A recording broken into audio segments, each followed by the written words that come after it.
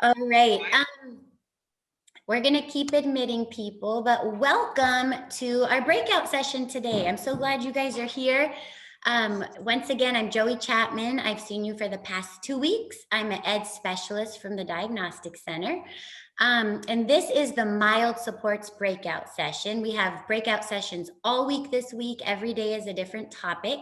You're welcome to go to as many of them as you want, all of them, one of them, two of them. It's up to you. We hope that they're helpful. And let's see. I wanted to let you guys know, I have some of the other ed specialists that you guys have met are on today as well. And then I also have Natalie Corona, who's a school psych at the Diagnostic Center, and she's here to pop into the chat and answer any questions she can as well. So we got a lot of support here today, and I'm so excited you guys came. We'll keep admitting people, but I'm going to go ahead and get started.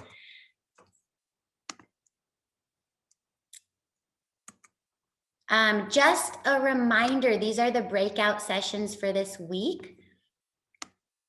I'm going to have this slide up again at the end of the training today. And you guys should have gotten this all in your emails with every different topic this week and then the Zoom links next to it. So just as a heads up, tomorrow is the goal writing for students with intensive needs and functional needs, put on by Michelle. So I hope you guys are able to make that one. And I'm going to be sharing my screen, jumping back and forth from a bunch of different things today as we're chatting together. But the first thing I wanted to do with you guys is launch a poll. So what I wanted to see from you guys, hold on, I'm pulling it up. I got a lot of things going on my screen. Okay, here we go. First poll, here we go. So poll number 1, have you gone to the Padlet yet and checked out all of the awesome resources available to you? Yes or not yet, but soon.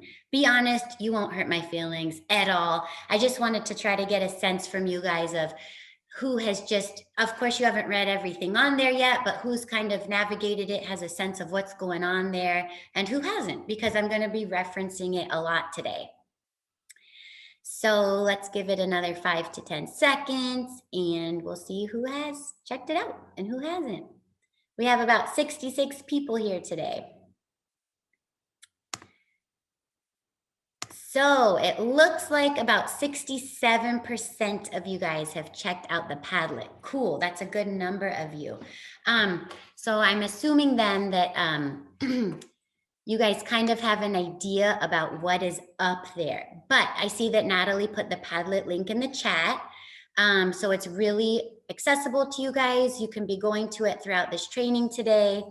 And I wanted to take a second and actually go to it. I just want to give you guys a visual. Oops, hold on. Here we go. A visual about what the Padlet looks like in the area to focus on for today's information.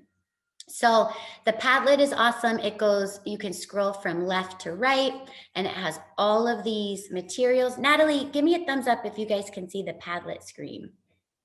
It is the PDF of, or not the PDF, the PowerPoint slide that says check out our Padlet, but not the actual.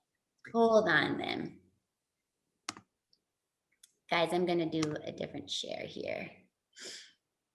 Getting risky with the different shares. I'm a risk taker. We got this. Can you guys see it now, the Padlet?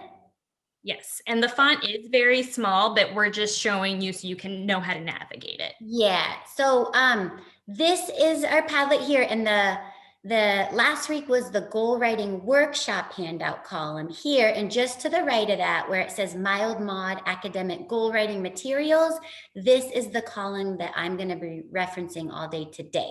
So the first thing in this column is the PowerPoint that I'm going over today for you guys to print and download if you want. The next thing down in this column is a visual of Bloom's taxonomy. I'm going to be referencing that a bit in the training today and how it relates to goal writing. The next thing on here is called the ABCD Smart Goal Writing Approach Sentence Frame, something for you guys to have access to. Again, I'll be referencing that in just a bit. This is a document called CCSS Goal Writing Document written by Kevin Schaefer.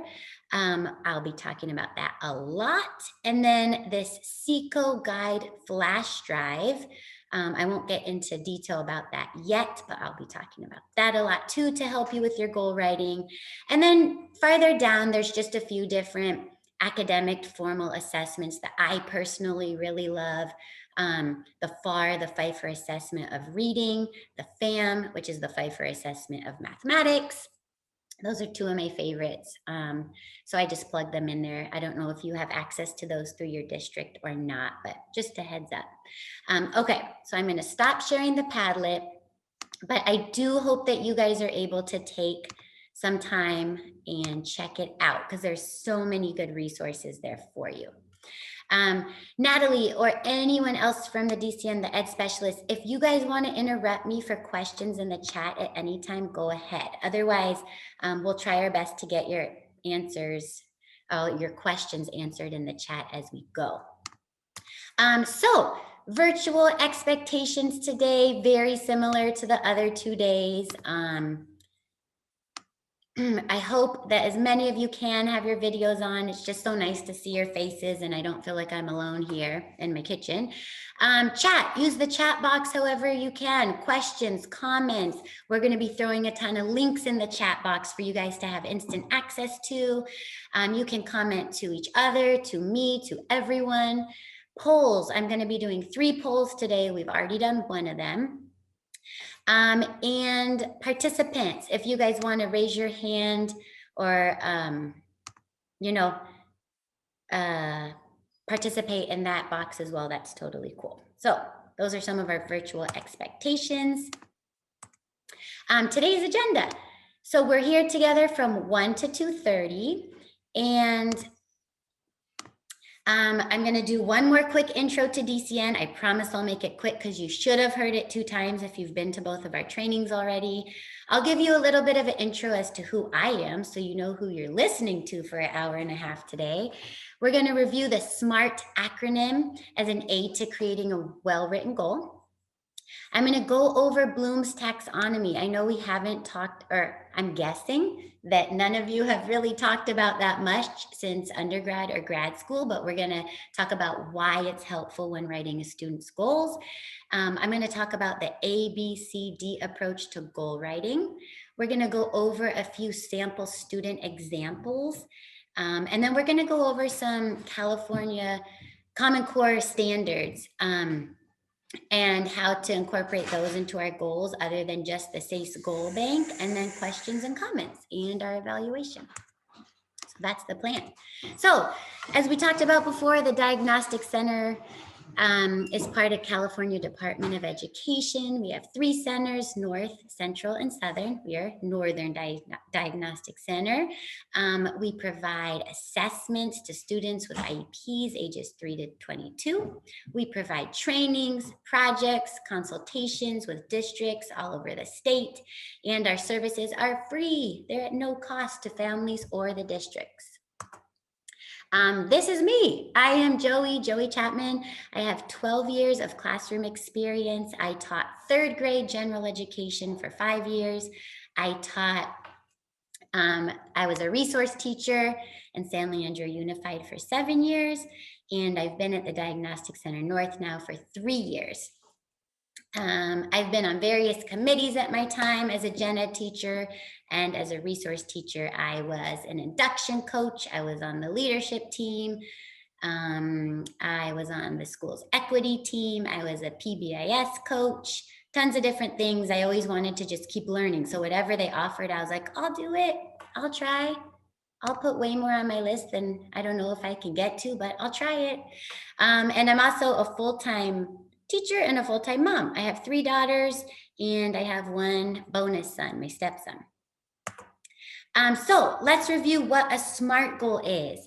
SMART, specific, the S, specific, M, measurable, A, attainable, R, relevant, and T, timely. And I know we have been talking about that over and over for the past 2 weeks, so I'm sure you haven't forgotten it, but just a reminder. So Bloom's taxonomy, I mentioned that I wanted to talk about this with you guys. Bloom's taxonomy, just as a review, because I know you guys learned this in undergrad and grad school, it's a framework for classifying learning based on different levels of cognitive rigor and complexity. So starting at the bottom of that triangle shape are the lower order thinking skills. And as you get up to the top of the triangle, the creating are those higher order thinking skills. And so Bloom's taxonomy focuses on the verbs to classify the levels of thinking. And teachers can use these levels and these verbs when writing IEP goals. So we start at the bottom, remembering, understanding, applying, analyzing, evaluating, and creating. Another way to look at it, here it is, just another visual for you guys. And on the right-hand side, there are a number of different, or it explains what each of them means. So remember, when you're able to recall facts and basic concepts, and examples would be define, duplicate, list, memorize, repeat, or state. The next order of thinking would be understand. So explain ideas or concepts. Classify, describe, discuss, explain, identify, locate, recognize, report, select, or translate. And I won't read all of them, but what I want you guys to notice is that all of these verbs match different levels of thinking skills. And as we're writing students' goals, it's really important to pay attention to and be aware of what verb you're plugging into the goal and making sure that that verb and that thinking skill level is appropriate for the student that you're writing your goal for. One more time, this is my favorite Bloom's taxonomy visual because I just like how it really clearly lists those thinking skills from lower to higher. And then I just like having that list in a vertical way. I don't know, for my eye, it's more pleasing. And I remember when I was a resource teacher, I had this list actually on a bulletin board right next to my desk. And every time I sat down to work on one of my students' IEPs, as I was creating their goals, I was always referencing this list to make sure that my verb that I was choosing really was a thinking skill level that was appropriate for my student. So I don't know, it helped me. When writing a SMART goal, make sure you choose your verb wisely. So you want to be asking yourself things like, what thinking skill is appropriate in order for the goal to be attainable for my student? If your student is cognitively at a lower level and you're choosing a thinking skill from way high up on Bloom's taxonomy, you're going to want to ask yourself, is this an appropriate verb or should I replace it with another one? You're going to want to ask yourself, did I choose a verb from the appropriate level of cognitive rigor from Bloom's taxonomy? And another really common question is, how do I know my students' level of cognitive rigor in each subject area? There's not one exact answer for you, but different things you can do is use your formal assessment data to answer that question, use your discrete assessment data to answer that question. And if necessary, consult with your school psych and check in with each other and ask that question with him or her. So yeah, we want to choose the correct verb, the correct thinking skill level from Bloom's taxonomy, and that would be making sure and SMART that the goal is attainable. So making sure that you have the correct verb really hits that A under attainable. Another thing I wanted to chat with you guys about is called the ABCD approach. And it's a formula, it's a sentence frame. You don't have to use it. I just wanted to share it with you guys because sometimes it can help when you're organizing your goal as you write it. And it's a formula. You'll be able to write clear and effective SMART goals. So what does it look like? This is what it looks like. So by blank, the date. Audience is the A in ABCD, and the audience is your student's name. So by blank, audience will be able to, and then the B, which is the behavior, so what you want them to do, and that's where you choose your verb from Bloom's taxonomy. The C is condition, And each opportunity is the degree. So what does that even look like? So I want you guys to go back to our case study student, Susie, and she was the one that I talked about a bunch the first day of our goal symposium. And I don't know if you remember, but we created a blending and decoding IEP goal for Susie. And on the right-hand side here, this is what it looked like when we broke it down into the different columns. And the goal was by March 2021, Susie will verbally blend sounds to decode words in each opportunity during 3 successive weeks with 90% accuracy, documented by teacher records of accuracy, given a novel list of 10 short vowel words containing a mix of CVC, CCVC, CVCC, and VC patterns. And yes, I didn't mess that part up again. That always messes me up. So let's identify the A, B, C, D in Susie's sample goal. So I color coded it. So A, the audience, Susie, that's pretty easy. B, the behavior, what will she do? She will verbally blend sounds to decode words. So our 2 verbs are blend and decode. And the condition is given a novel list of 10 short vowel words containing a mix of all of those patterns. In each opportunity, and then we hit the degree. So during 3 successive weeks with 90% accuracy and so on. So in this SMART goal, we have hit A, B, C, and D. And it doesn't matter what order A, B, C, D are in. They don't have to be in the A, B, C, D order, but you do want to make sure when you're writing a student's goal that you do include all 4 of those ideas. It just doesn't matter what order they're in. So note, the verbs in Susie's goal were blend and decode. And although those exact verbs aren't on the list from Bloom's taxonomy that I pulled up earlier, you can see that it is under the applying column. It would be there. She's applying her skill of phonics with blending and decoding in order to do this skill and complete this goal. And I would ask myself when I'm writing the goal, is that thinking skill is applying at the appropriate level for Susie at this time? And my answer would be yes, it is. She's ready for that.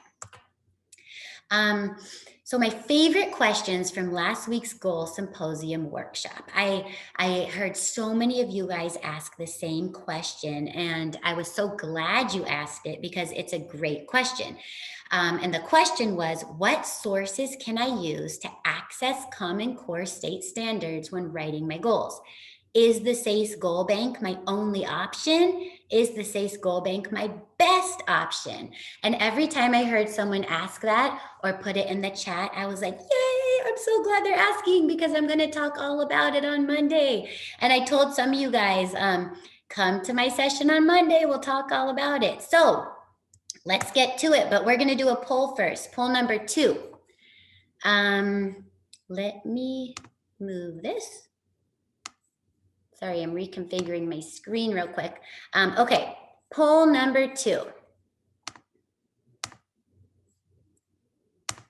How often are you using the SACE Goal Bank when writing your students' goals? So you have 3 choices. I use it all the time. It is my main resource when writing goals. I use it sometimes. I forgot the word it, excuse me. I use sometimes. I have other resources I use as well. Or the third option, I never use the SACE Goal Bank. There is not a right or wrong answer. I just want to know so that I know how, who I'm working with today and how in depth to go into some of the other options. So let's take another 5 or 10 seconds.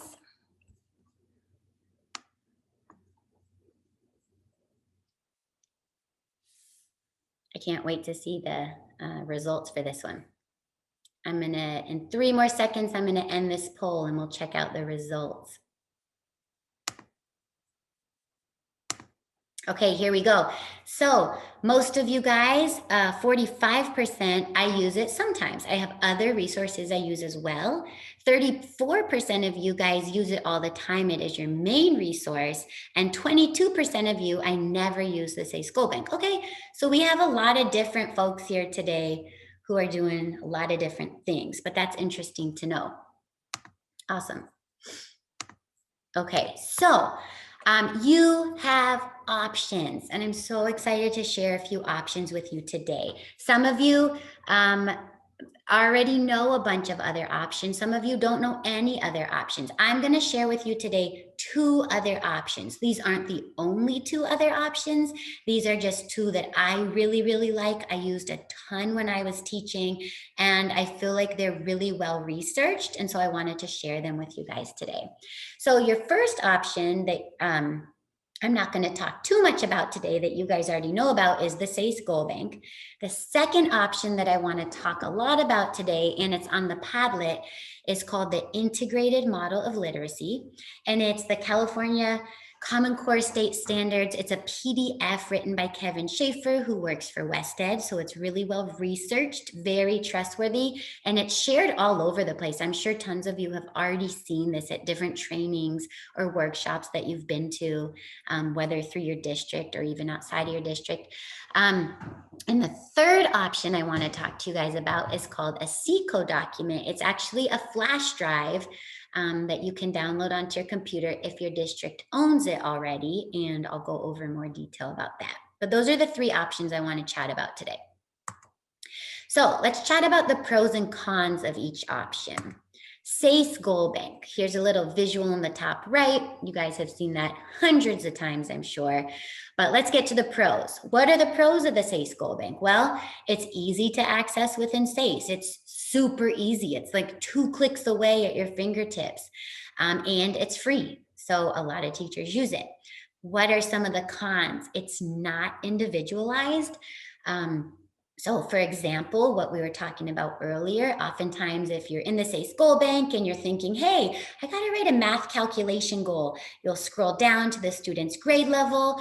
Oftentimes it will just create a goal for you at that student's grade level because it's already been marked on the first page of your IEP on SACE, you know, what their grade level is, and you'll scroll down and you'll click it. So it's not super individualized.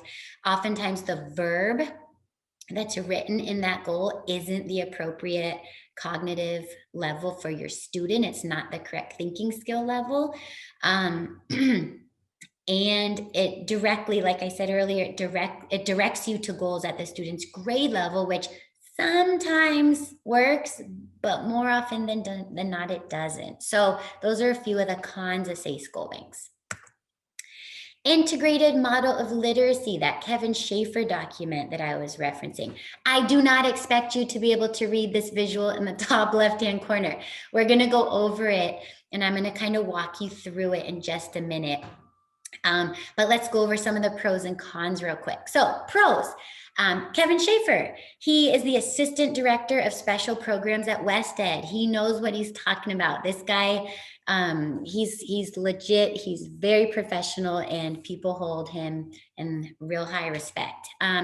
Really helpful, this document, for forward and backward mapping. So if you're looking at your 5th grade students goal, but you know that, or standard, but you know that they're not performing at that level, it's really easy to backward map to the 4th grade standard or the 3rd grade standard of that same topic. It's super easy to read and use, and it is free. So then what are some of the cons of it? You may still need to change the verb in the goal from Bloom's taxonomy. You may still want to kind of play around with that a little bit. If it's not appropriately matched. So what I want to do is I want to pause this screen share, and I want to pull up, let me find it.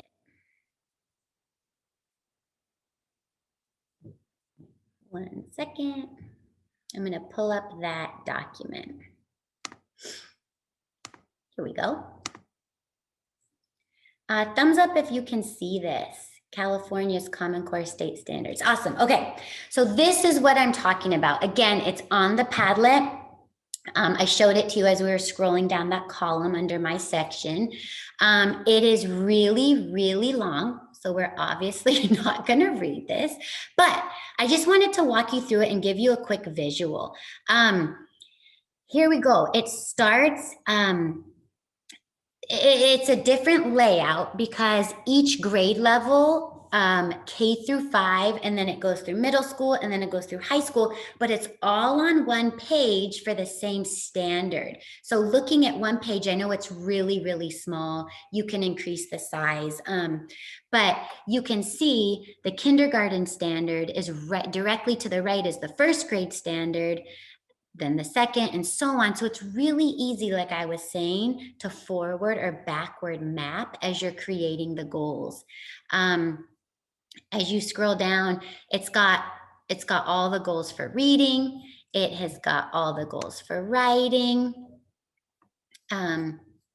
It's got college and career readiness anchor standards. I'm just scrolling down for you guys to kind of see it, but it's really well put together, and everything is right here at your fingertips on this one document.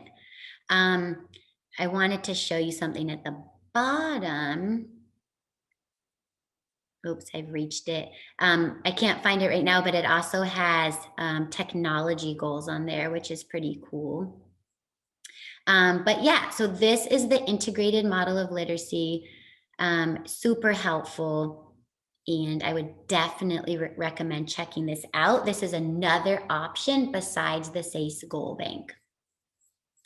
I am going to close that. And I'm going to go back to our PowerPoint. Okay. The third option I wanted to talk to you guys about is the SECO document. So some pros and cons. This is what the top right-hand corner, this is a visual of what the first page looks like if you're able to download this PDF onto your computer if you purchase that flash drive. But some of the pros, this is a tool that helps educators easily navigate and align goals and strategies to the current state standards.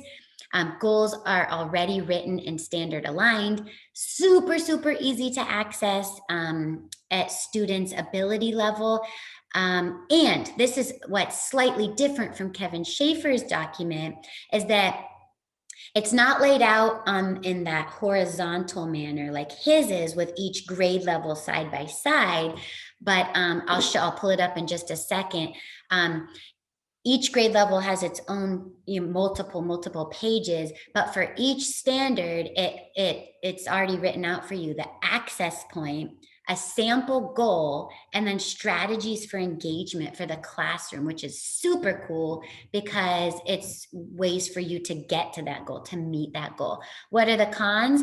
It costs money. It's $150, this little flash drive. You can get it at Lakeshore, but many districts already own this. So I was a little bit frustrated when I was in San Leandro. I didn't know that we owned this. And so I was not accessing this tool until maybe my third or fourth year as a resource teacher. And then I found out from a colleague of mine, and we were able to all download it. But you might want to ask around at your district if you guys already own this C code document, the flash drive. Poll number 3. Let's see. So I'm just curious from you guys, do you already have access to this SECO flash drive through your district? Yes, I do. I'm not sure. No, my district did not purchase this flash drive. Joey, someone in the chat is asking, isn't SECO an alternative curriculum? Good question. I am not viewing it as an alternative curriculum, but a way to access standards. So my purpose for it, the flash drive, is just for a way to access Common Core standards, but it's not a curriculum from what I'm talking about, unless there's something totally different from SECO that's created a curriculum. But all I'm talking about today is this flash drive to access the standards. And then you will probably be looking at it, right? You're going to show us a little screenshot of it. So we're going to check it out together. Yeah. And then someone has also asked for later if you have evaluated goal book. If I have what? Evaluated goal book? I haven't. Goal book. I have not. But I could write that down on my list. Hold on, I am right now. Does the C code come with a book and a flash drive, or just the flash drive? Just the flash drive, and then everything you access online. So I'm going to end this poll and I'm going to share the results. And most of you said, I'm not sure. And that's kind of what I was expecting. 1% of you said, yes, I do. 26% of you said no, and 74% said not sure. And that's the same boat I was in. I didn't know. I didn't even know about it. And when I found out about it, I wasn't sure either. So I would definitely ask your district, ask the SPED director, ask your program specialist, ask around.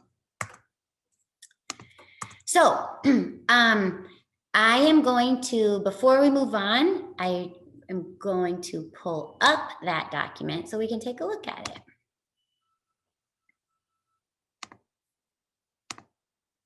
Okay, thumbs up if you can see my screen of the CECO document. Awesome. So if you do purchase it or have access to it, this is the flash drive. You plug it in. This is what comes up.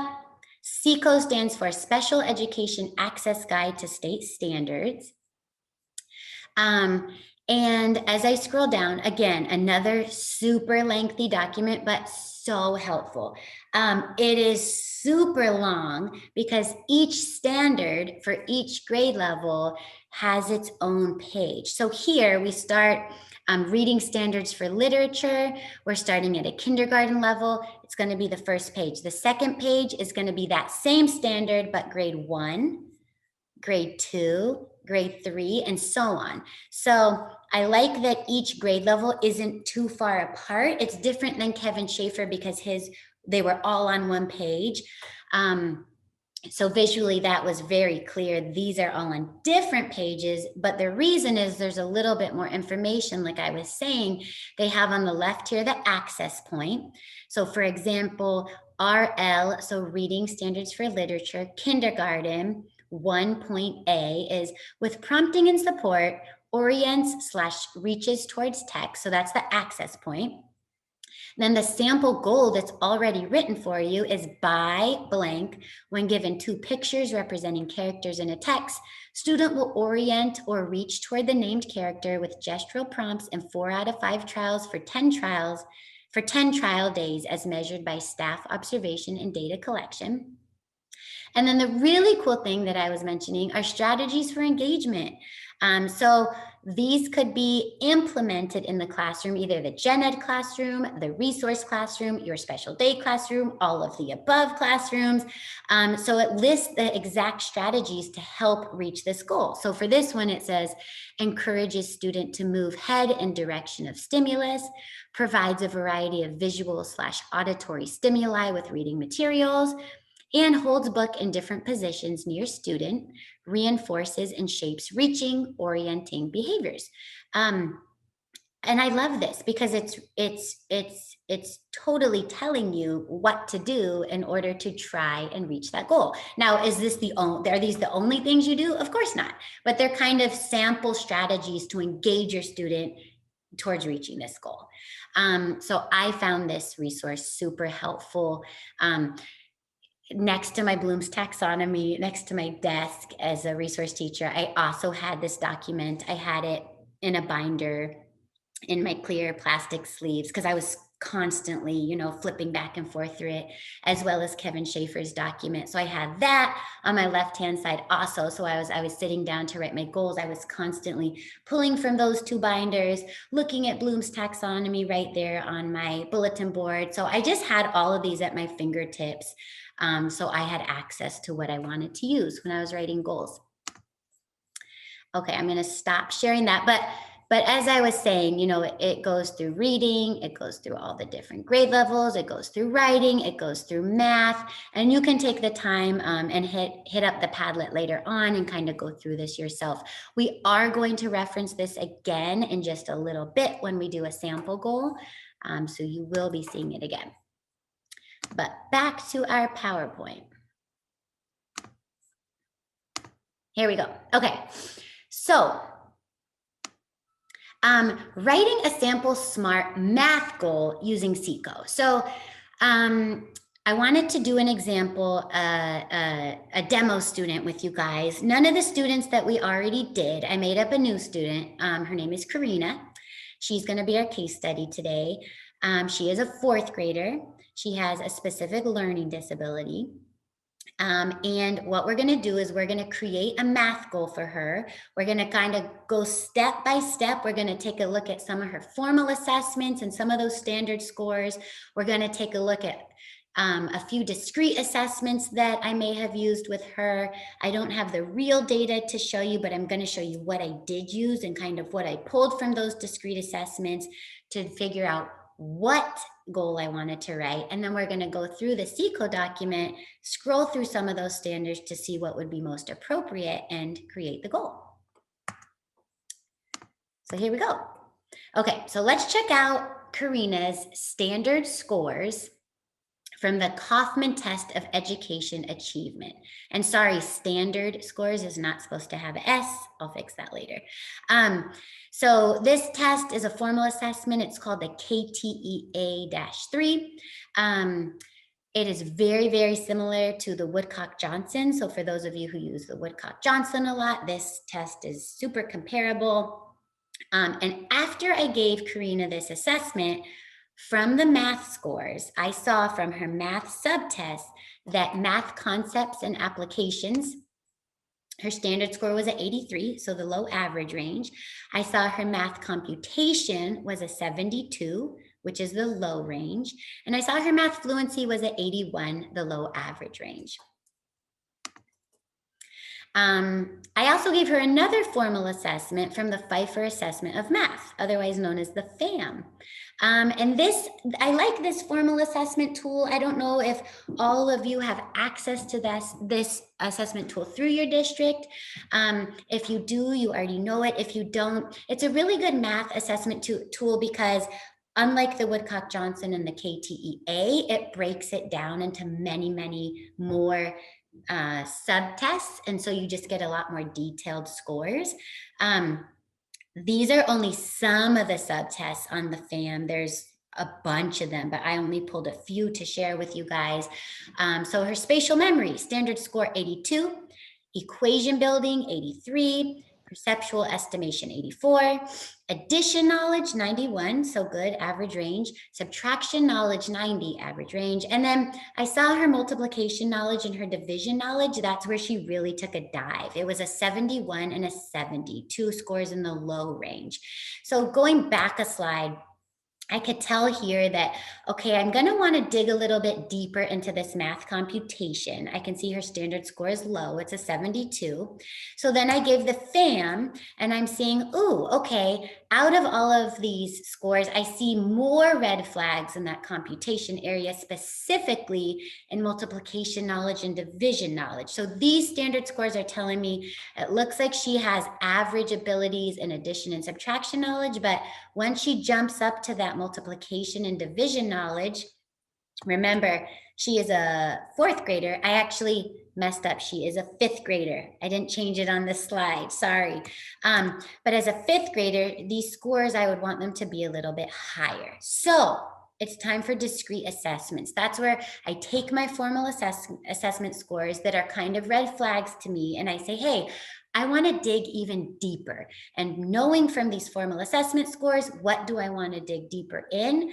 I want to dig deeper exactly in computation and more specifically multiplication and division. I'm going to really focus more on multiplication because multiplication is kind of the first step and then division. So I decided to do some discrete assessments to assess not only her multiplication, but also her skip counting, because skip counting is a really, really good tool to use for both multiplication and division. So I don't have for you exact scores or exact visual examples of the discrete assessments, but I did include a list of a few discrete assessments that I used. So Karina, her district was using Envision Math. So I went over and I looked at her end of chapter assessments and even just some of her work along the way throughout her pages in Envision. I gave her a CBM math progress monitoring test through FastBridge. I gave her a multiplication 100s chart, and I wanted to see how she filled it in. And she was able to fill it in. Not all of it was correct, and it was very, very slow and laborious. She had to use her fingers to fill a lot of it in. And for her skip counting assessment, same thing. It was all done on her fingers. She didn't have any of her skip counting memorized.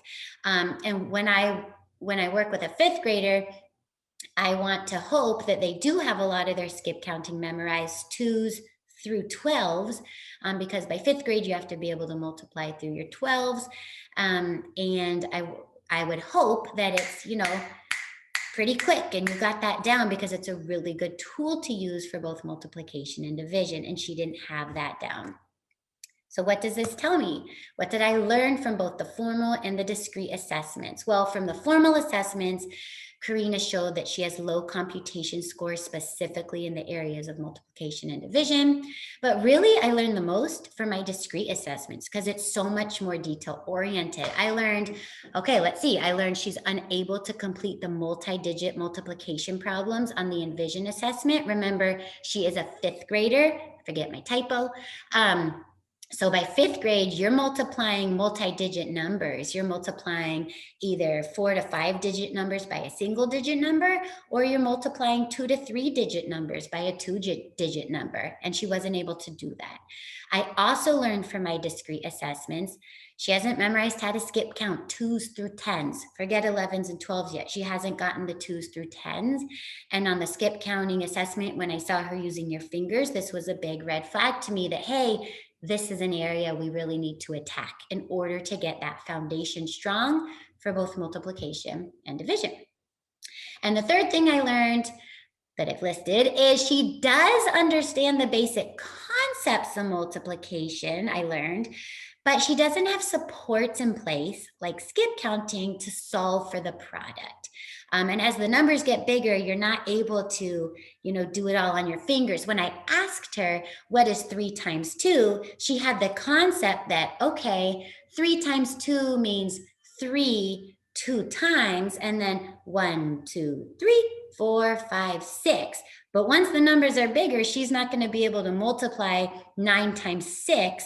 I mean, there's not enough fingers. So what is she going to do? She needs tools in place, right? So these are some of the things I learned. So all of this data, what does it tell me? Well, it tells me Karina needs a SMART goal written in the area of basic multiplication. And it tells me Karina's SMART goal may be below her current fifth grade level. And I'm going to learn more at what level that would be when I look at the CECO document, or if I look at the Kevin Schaefer document.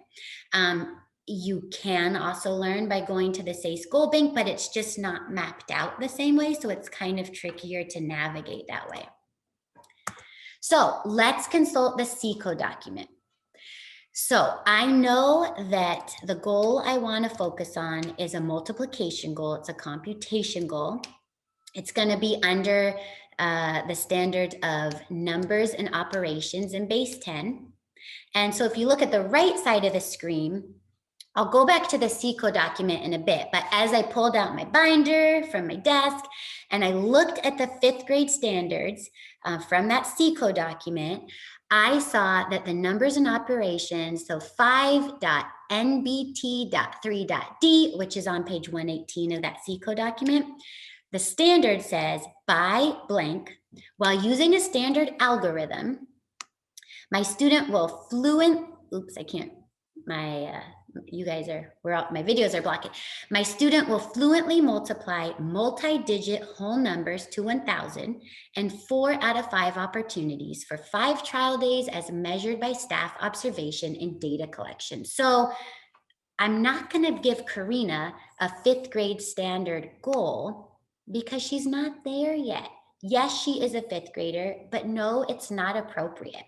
So what I did as I continued looking at that CECO document, and I scrolled up to the 4th grade level, and I'll show you this in just a sec, and I read the same standard, but 4.nbt.3.d. NBT.3.D. I didn't record what page that was on, but after I read the 4th grade standard, it was still too difficult for her. She wasn't there yet. So what did I do? I went back another grade level, and on page 73 of that CECO document, the 3rd grade level standard 3.MBT.3.D, I read this goal and it seemed much more attainable for Karina at this time. And the goal said, by blank, my student will fluently solve multiplication by tens to 100 and 4 out of 5 opportunities for 5 trial days as measured by staff observation and data collection. Is that attainable for Karina? I keep referencing Susie. Yeah, I think it is. I think as a 5th grade student who doesn't have the concept of skip counting and is not able to multiply fluently and doesn't have any of that skip counting memorized or tools in order to how to multiply, I think this is an appropriate goal. And I think by this time next year, with working on skip counting, we can work on multiplying tens to 100 and 4 out of 5 opportunities. Does it seem reasonable? Yes. Does it seem attainable? Yes. So an appropriate multiplication computation SMART goal for Karina at a 3rd grade level would read just like we read it earlier. And so that's the goal I would have chosen. And I really needed that CECO document and that layout in order to determine what standard to align her goal to. So is this a SMART goal? Let's check. We did the same process last week with Cecilia's presentation, and we did the same process the first week when all of us ed specialists were together. So is the goal specific? Well, let's see. Karina will fluently solve multiplication by tens to 100. Yeah, that's specific. Is it measurable? And 4 out of 5 opportunities for 5 trial days as measured by staff observation and data collection. Yes. Is it attainable? Well, her discrete assessment indicated that she does have a basic understanding of multiplication. Remember, she was able to show me 3 times 2 means 3 2 times. She understands the basics, but she didn't have any tools in place. For example, skip counting to solve for the product. Do I think in a year from now, going over the skip counting, she'll be able to multiply by tens up to 100? Yeah, I do. I think that's attainable for her. Is it relevant? Yeah, she's going to need to know how to skip count in order to solve basic and higher level multiplication problems and division problems as she continues on.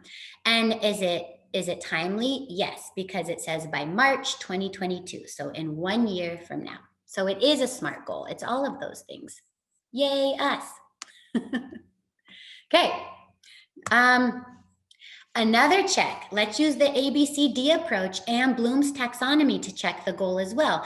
Now, I wouldn't necessarily need to use the ABCD approach as a check necessarily if I'm pulling a goal from the CECO document or Kevin Schaefer's document or even really the SACE Goal Bank. But sometimes you just write goals on your own and you align them to a standard and you don't use any of those tools. So this is when you would want to do a check after you've written your own personalized goal to make sure you do have that ABCD approach. So let's check it with Karina. It doesn't hurt. Do I have an A? Do I have an audience? Of course, I have Karina. B, the behavior, the verb. I do. I have solve. And if I want to check on Bloom's taxonomy, I have it right here next to my desk. I look over, and solve is actually a verb. It's a mid-level thinking skill under the applying column. And this is appropriate for Karina's level. So I do have that B, that behavior, that verb. And yes, I do believe it's at the correct thinking skill level. C, condition. Yeah, multiplication by tens to 100. I've listed the condition. And have I listed the degree? Yep. And 4 out of 5 opportunities for 5 trial days. So it is a SMART goal. I've done my check. It does hit everything in that ABCD approach. Check. I've checked the verb that I've chosen. I referenced it to Bloom's taxonomy. I do believe it is at the appropriate thinking skill level for Karina. So I feel like I'm good to go on this goal. Here, I just put a link to the Padlet again to to reference Kevin Schaefer's integrated model of literacy. The process we just went through using that CICO document, you could do the same exact thing using Kevin Schaefer's integrated model of literacy document. You would go through the exact same process, you just use that different tool. So hold on, I want to stop this screen share and I want to show you guys. So you, sorry guys, I'm trying to find it. Here we go. Okay, so I was telling you that when I first went to page, what was it, 118, this document, super long. I want to show you how I found the 5th grade standards.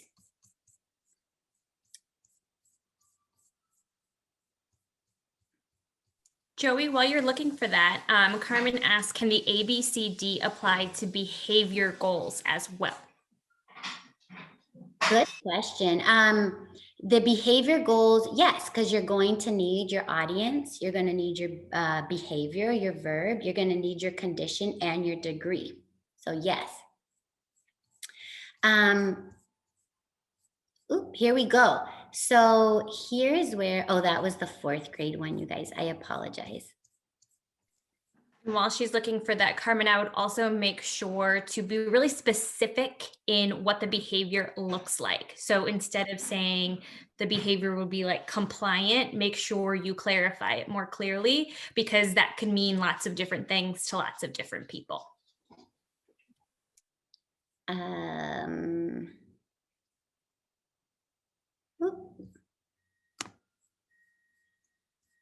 I'm trying, I had marked the page on accident for the 4th grade level.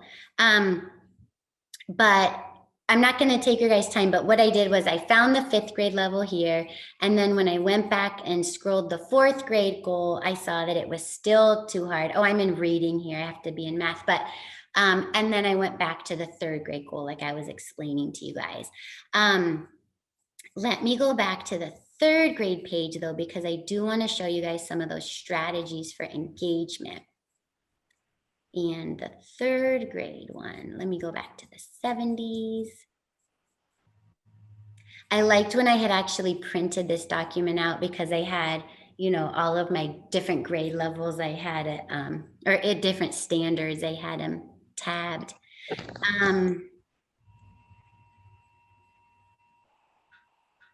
What page? Hold on one sec. Let me reference my notes. Oh, 73. Here we go. Okay.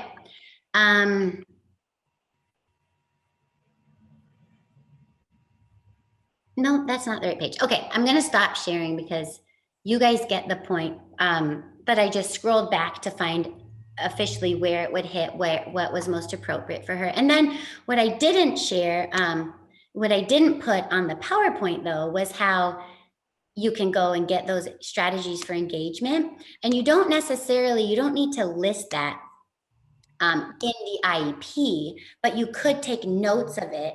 And as you're working with that student on that goal, you can take notes of what your engagement strategies were from that CICO document to make sure, oh, am I doing these things when Karina comes to my room today? Or when I push into her room today, am I using these engagement strategies to try to help meet that goal?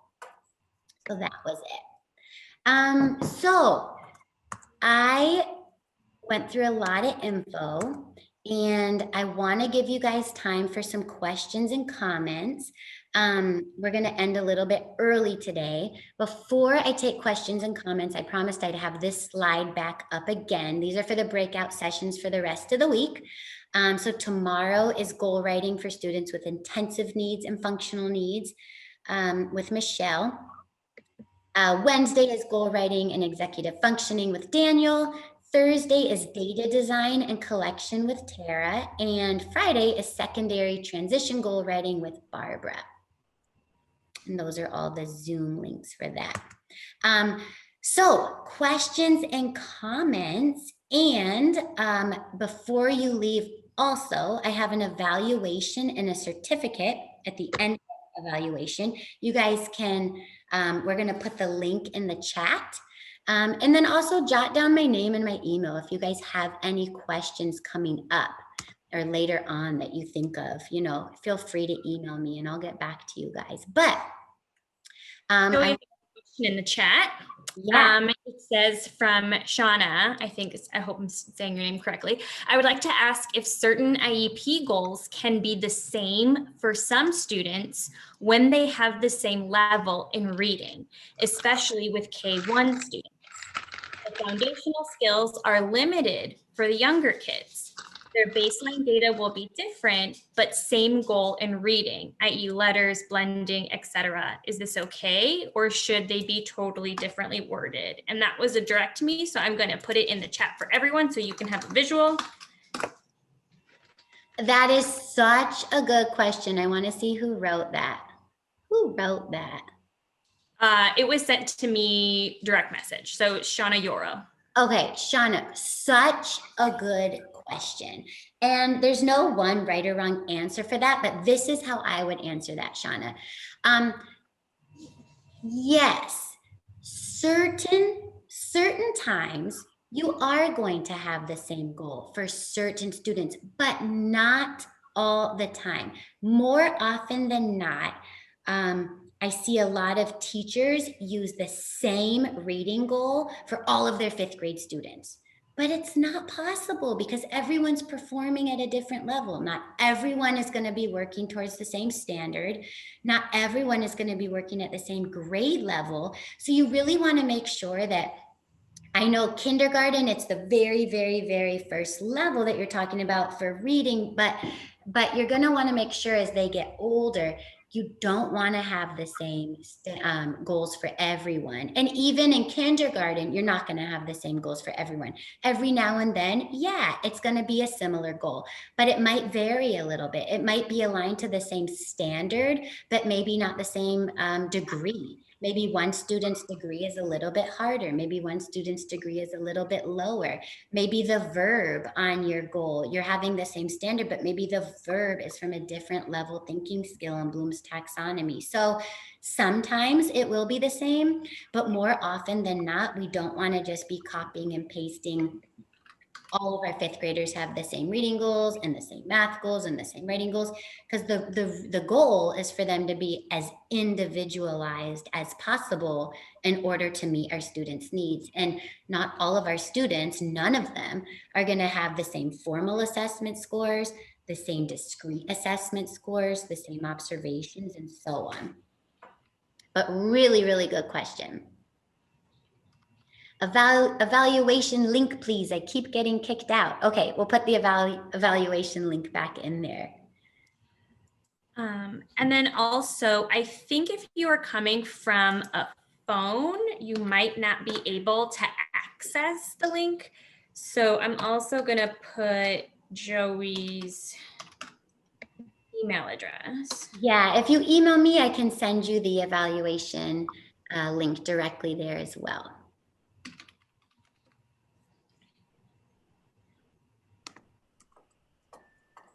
Any other questions? So this is what they are referring to as backward looping, what you showed us.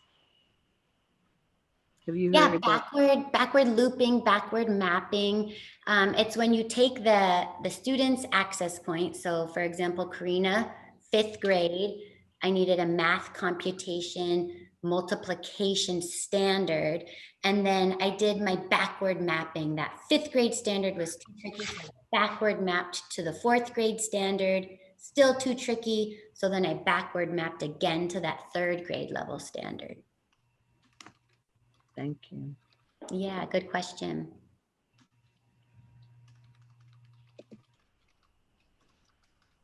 It looks like there might be some issue with the link. So yeah, the link is not working. It says, sorry, something went wrong. Yeah. Oh, man. Okay. And then Michelle Redford also has her hand up. Redfoot, sorry. Oh. Can I go ahead? Go for it. Go ahead. So on a lot of my students' goals for the conditions, the when given, when I'm writing that in, I'm writing a lot of things like given this many rereads or given this many review practices. So the conditions I want to have in place before I actually do the testing trial. And I teach kindergarten, so there's a lot of, sometimes they really get the directions confused. So if you don't make sure they know exactly what's being asked, they'll give you a wrong answer, which doesn't mean they don't know the skill. They don't have the skill. They just confused the directions. So I write that into a lot of my goals, like, well, I'm given 2 rereads or given 3 review practices to clarify what the target strategy is. Like if I'm putting addition and subtraction in the same goal. But I don't see that in a lot of my incoming goals. And I'm not saying that a lot in other people's goals. So what kind of conditions are you regularly putting into your goals? Are you putting in things like reviewing the information that you're about to ask them beforehand, or visual prompts or gestural prompts? What kind of conditions are you using in your goals? That's a really good question. And the more specific you are, the better. So if you put in your goal with visual prompts, or with one oral reminder, whichever one you choose, the better, because you're going to get more data from that, right?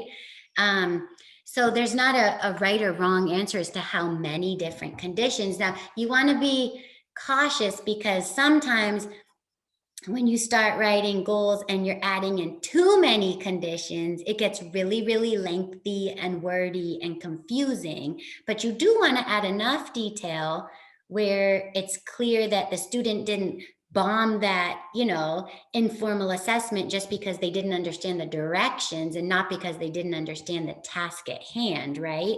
So I do like that you're putting that in. I think that's really awesome. But I would say, use it given a visual prompt, or given, an oral prompt or 2 oral prompts, whatever it is, based off of your students' needs. And could I ask real quick, in my district, it's standard to practice to put at the end of every goal, with this much accuracy, a percentage, and this out of this many trials. Yes. And it's my understanding that the percentage of accuracy is just like any other assessment. They got, 6 out of 10 of the actual test. And the trials are really, say, if you're assessing them over a week and you run them through 6 trials, and 2 out of those days they were off, they didn't get enough sleep, I can throw away that trial data. Is that your understanding of how the percentages work and the trials work when you're compiling the data and figuring out how it all fits together? Good question. Good question and good comment. So actually, the ed specialists, after last week's workshop, we met together last week and we're talking about conditions and degrees and stuff like that exactly. And one of the things specifically we were talking about, after hearing some of your feedback from you guys, was the question of, what should I make the percentage be? Is there a right or wrong answer as to what the percentage should be? And actually, in some of my own breakout sessions, we had this exact conversation.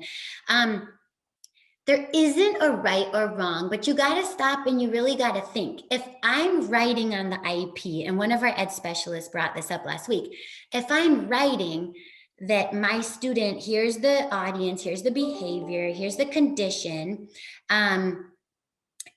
I'm sorry, I'm pausing. I'm seeing all of you guys say that the link isn't working. So if you email me, I can get it to you. I'll get it from someone at the diagnostic center, and I'll let them know. Yeah, and I think we should troubleshoot it too. So some people are sending me their email addresses and we just can't keep track of it like that, especially if you have to troubleshoot. So email Joey, I put her email in the chat. And then once we get it figured it all out, then she can resend it. I'll get it to each and every one of you. Thanks, Natalie, for dealing with that. And I'm sorry, you guys, I'm really sorry about that, but we'll get that evaluation later. Michelle, so back to your question, it was a really good question. So you want to ask yourself, if I'm writing down, I have this great goal. I've done so much work to create this goal. I've gone to my SECO document. I've reflected the ABCD approach. I've looked at my Bloom's taxonomy.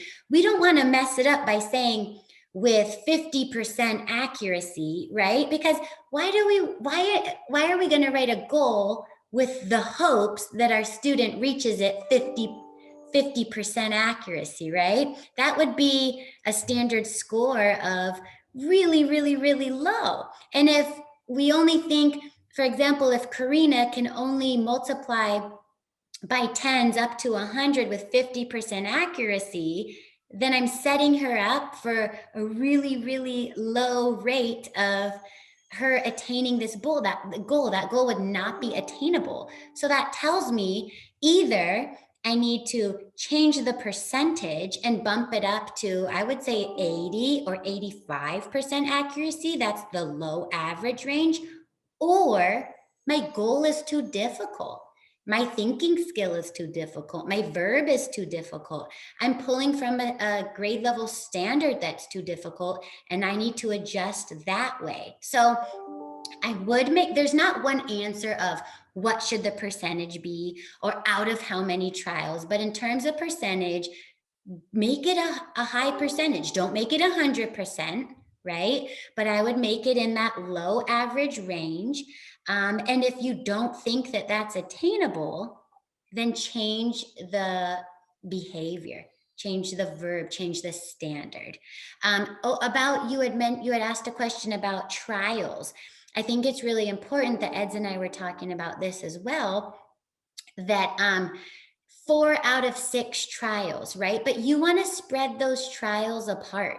If a student's having a really bad day or even a really bad week, maybe something's going on at home, maybe, when I taught, I had a lot of students who were homeless from time to time. And if I'm giving them 4 out of the 6 trials all in this one week, and they happen to be having a really, really bad week, I'm going to get really low scores. Spread those trials out. Don't spread them out so far throughout the year, but as you're doing your progress monitoring and assessing those goals, spread it out over a period of 3 weeks or so that you're really getting the knowledge of if they are able to perform that goal or not. Did that answer your question? Okay, good. I got a thumbs up from Michelle. Nice. Good questions. Keep them coming. I love it. You can either raise your hand in the participant tab, you can unmute yourself, or go ahead and put in the chat. Oh, I see a raised hand. Shahade, Jade, what is your question? just had a follow-up to what you were discussing about make the percentage high or change the goal. Like for some of my students, their behavioral goals and even something as simple as being on task, like 20 or 30% of the time would be amazing. So are you saying I shouldn't have it that low? I should just change it to not be the goal as being on task because that's just not attainable? Or in some circumstances, is it okay to have a lower percentage? Really good question. Tara is our expert on behavior goals, but the advice that I would have is on task can be really broad, right? Because what does that look like? What does that mean? So I would be as specific as possible, and then whatever percentage you choose can be more observable and you can track your data better. So if you're writing that the student's on task, what did you say, 30% of the time? I would just make sure that on task is really specific, right? So I understand that behavior goals are going to have a slightly different answer in terms of your percentages. And Tara will be able to answer that question better than I can. But I do think if you're only asking them to be on task 30% of the time, then maybe you need to change that goal. It's 30% still may be really great for that specific student, right? But maybe you'd want to change it to they would be on task during a 10-minute working window or something where the percentage could be higher. They would be, did you want to pop? Yeah, Joe, I was going to say also, one of the things with the on-task goals that we commonly see some missteps is the amount of time on task is usually not developmentally appropriate for that kid. So if you have someone, for example, that has ADHD, their time attention to task might be really, really short. So it's super important to get solid data on what your students' baseline time attention on task is. They might be 12 years old, but only able to attend for 5 minutes. So if you're wanting them to attend to a whole block of instruction or even a whole block for work time for 15 minutes or 20 minutes, that's nowhere near realistic. So getting really solid work time data samples are going to be important.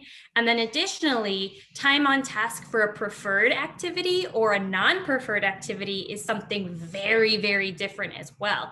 Like they might be rocking it with, math facts because that's an area of interest, or in history because they like World War II. But reading, that time on task might be down to 2 minutes. So really differentiating what time on task you're looking for is going to be super important. Thanks, Natalie. Did that answer your question, Sade? Yeah, thank you. Yeah. I hope I pronounced your name correctly. Close enough. Did you say we are going to get a copy of the recording or we cannot get one? We can get them. So we're recording this session along with all the others this week and the past 2 weeks. And we will have them for you guys. It might take a little while, but we will have them for you. So you will get a copy of this. Because I like this session and it's what I need. And I Oh, want to hear good. it over and over again. I'm so do glad have you came, Crystal. You've been such a good participant. I have a question also, please. Now, is there the PowerPoint available for this? Yeah. So Okay. if you go to the Padlet, in the column, my column, which is mild mod academic goal writing materials, the very first thing in my column is this PowerPoint. Okay, So thank it's you. all yours. And Crystal, I put that link in the Padlet once again, or the Padlet link in the chat once again. So you can just click on that, open it up, and then bookmark that. Okay, thank you. And And then- I will get back to my PowerPoint and fix. I had, I don't know, 2 errors on there, but if you print it out right now, I will not have gotten to fix it yet. And then Lucy is asking, do we just email Joey for the recording, or are they going to be all put up at the same time?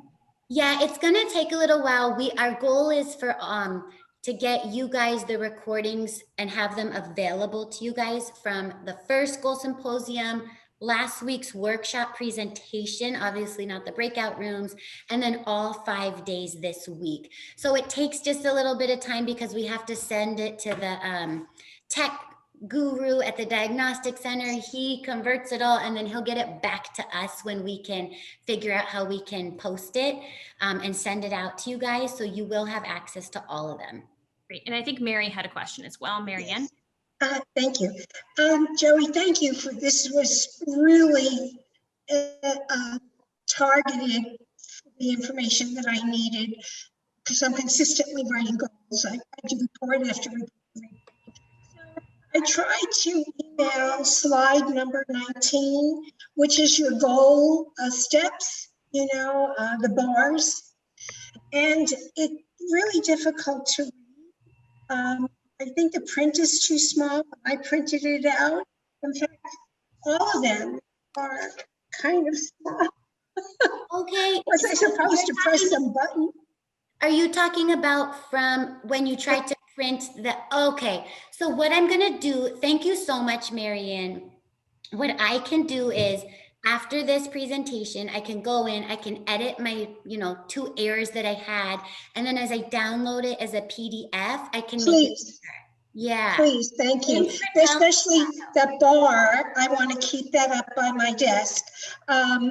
Yes, thank you. I would appreciate that so much. Thank you, Yeah, Joey. absolutely. But thank you for telling me that because I just put it up there and I wouldn't have known that. So thank you, Marianne, from all of us. My pleasure.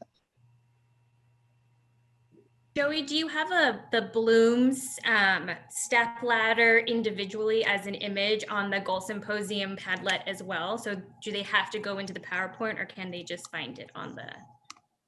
Good question. Can you see my screen, the Padlet? Not yet. What about now? Mhm. Yeah. Okay, cool. So if you go over to my column here, mild mod academic, first thing is going to be my PowerPoint, which I will make bigger and fix my 2 edits. And then right under that here, you can click and print Bloom's taxonomy, that step ladder. And you guys, even if this happened, I put this one on the Padlet because it's my personal favorite visual. If you liked some of the other visuals better, go ahead and you can even just do a Google search, you know, Bloom's taxonomy, and you can look and see what image you like the best. Because there's a ton of different options. I just like this one because visually it was super pleasing to me. I love the color coding, and I felt like it had the longest list of verbs, but there might be one you like better too. So feel free to look around at that. Marianne, go for it. Yes, another Joey. You know, I was looking at you talked about the Wyatt, you talked about the Pfeiffer math. I think I actually looked up how much one of the assessments cost. It was $659. Now I know I mean, is there a library where we can go to if our district does not have a certain assessment and we want to check out an assessment? No. I wish, Marianne, that would be so smart. And Yes. because every teacher's goal is to get their hands on as many different assessments, because certain assessments make sense for certain kids and other ones and so on. I wish that existed, but unfortunately it doesn't. And it's such a shame because certain districts have their hands on tons of different assessments. Certain districts have their hands on so limited assessments. It's really a shame that it's not more equitable. And I wish it was. I wish the answer was yes, but it's not. Also, Marianne, a good resource might be your school psychologist, because they are usually kind of the ones that have their pulse on all of the different types of assessments in the district. So that might be a really good place to ask of like, hey, do we have the FAR, the FAM? Because those are also overlapping assessments that psychs use. Okay. So you might be able to put some feelers out and then borrow it. Okay, thank you. That is somewhere that I would go next. I work closely with my psychologist. I haven't heard any of these. I've heard the Wyatt. That have heard a lot. But I use the BPST, and that gives me the information I need for the students that I'm working with. For the math assessments, I'd like to really know exactly, pinpoint where exactly I can support that student in my goal. Right. And sometimes if you're on certain leadership teams, or you are have good communication with the other resource or SDC teachers, or, you know, the SPED director, and enough of you are really interested, especially like Natalie said, if you're kind of combining professions and the teachers and the psychs, and maybe this, like if there's assessments that multiple different people can use, your district might invest in it if they hear enough of, you know, we're all interested in this one. I've done research, there's really good things. So it can never hurt to ask, but yeah. Or pursue it. Or pursue it, yeah. Absolutely. We have a hand up with Carol. Hi, yes, I'm a school psychologist and I'm in Orange County. And but I work remotely for a school district up in the San Francisco area. And my suggestion for some of the, you know, if you need to have access to some tests, some assessments, would be to contact your SPED director so that they can reach out to their SELPA, because maybe there's somebody that, you know, you can kind of create your own lending library, so to speak. Yes. That would be a really good, I mean, you just got to make connections as best you can. Thank you. Yeah, Great idea, Carol. Because we all want to support each other, you know. the best we can for our students. So asking never hurts.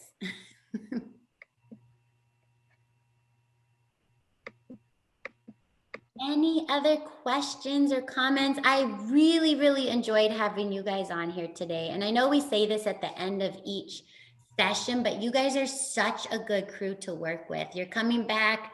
This is your third week now. It's a lot of time after being on the computer all day with many of your students. So we appreciate you guys a lot. You guys are hardcore. You're a hardcore crew. I know, I love seeing there's like some familiar faces and names that I see on some of my other trainings. So it's so cool.